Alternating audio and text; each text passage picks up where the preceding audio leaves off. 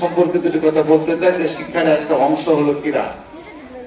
এখান থেকে আমাদের কি শিক্ষণীয়, সেটা হলো যে আমরা যেখানে আমাদের কিছুক্ষণ পড়বে আমাদের যিনি ক্রীড়া শিক্ষক উনি কিন্তু তাল মিলিয়ে উনি পিটি করাইছেন, অর্থাৎ সংঘবদ্ধ একটা বিষয় উনি শিক্ষা দিয়েছেন।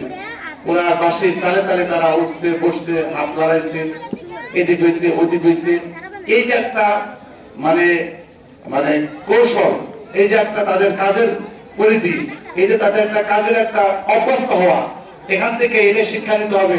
শিক্ষার্থীরা জেনে রাখেন, এখান থেকে এটাই শিক্ষা নিতে হবে যে আমাদের সকল কাজ, সকল বিষয়, সকল আইন কানুন, সকল নিয়ম পদ্ধতি যেটা ঘোষণা হবে, যেটা ঘোষণা দিবে, আমাদের একসাথে কি করতে হবে।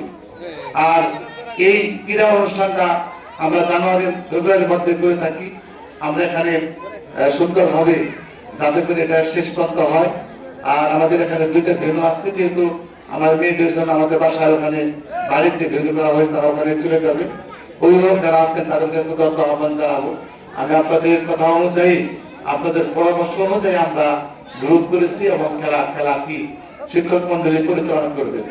তবে যে বিষয়টা লক্ষণীয়, আমরা একটা বিবৃতিকর অবস্থা করে যাই। অনেক সময় দেখা যায় যে এই ট্রায়ালের মধ্যে প্রতিটি খেলায় সে অংশগ্রহণ করছে, অংশগ্রহণ করে সে কি হয়েছে, ফার্স্ট হয়েছে, সেকেন্ড হয়েছে।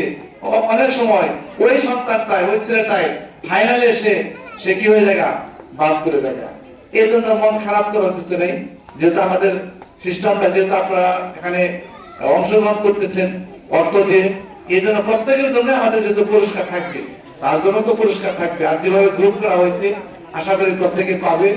এরপরে তারা যে সিদ্ধান্ত নেবেন, এই সিদ্ধান্ত মেনে নেবেন।